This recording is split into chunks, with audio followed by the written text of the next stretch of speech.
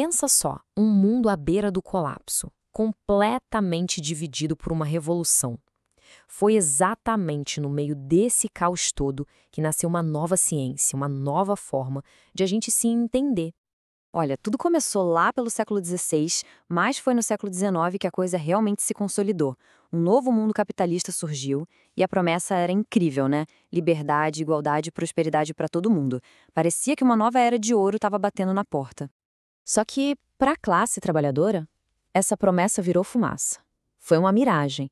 No lugar de progresso, o que veio na realidade foi salário baixo, desemprego em massa e condições de vida, assim, terríveis. E claro que toda essa frustração acabou explodindo. Virou um caos social gigantesco, gerando um conflito bem profundo entre a nova classe dominante, a burguesia, e a classe operária. E aí a grande questão no ar era: como é que se conserta um mundo que parece estar em pedaços?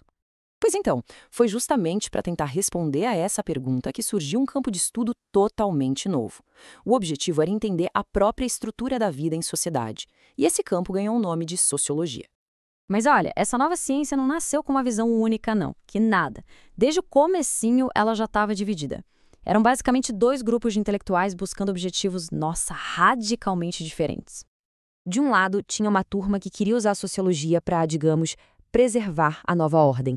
Eram aliados da elite e buscavam um controle social para manter tudo como estava. Do outro lado, os pensadores socialistas queriam entender as engrenagens do capitalismo para poder superá-lo, lutando por uma sociedade bem mais justa para os trabalhadores. E nesse campo de quem buscava preservar a ordem, um dos pensadores mais influentes foi, sem dúvida, um francês chamado Auguste Comte. Comte desenvolveu uma doutrina que, para a época, era muito radical: o positivismo. A ideia principal era que a sociedade, assim como a natureza, obedecia a leis bem rigorosas. E se era assim, ela podia ser compreendida e até gerenciada pela ciência. Aliás, para o positivismo, a ciência era a única forma de conhecimento que valia de verdade.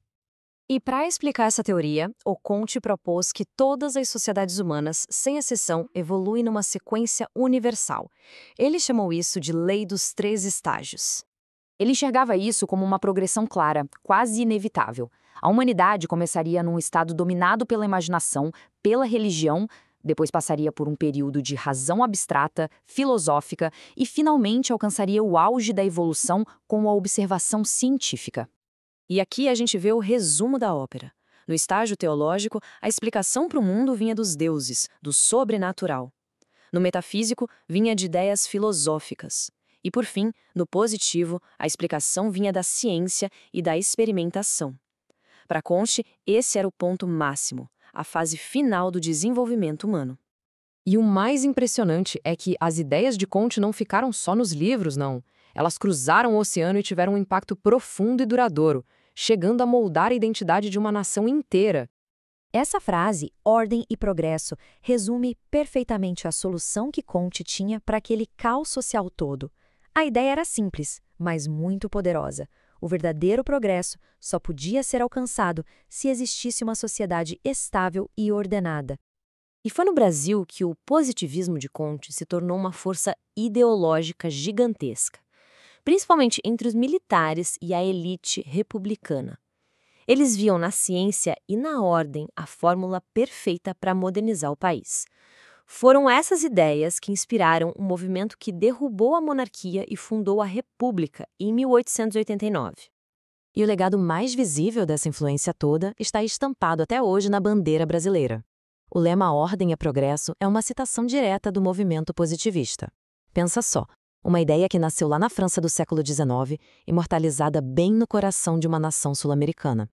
A filosofia de Comte, então, celebra a ciência como o caminho final, supremo, para a verdade.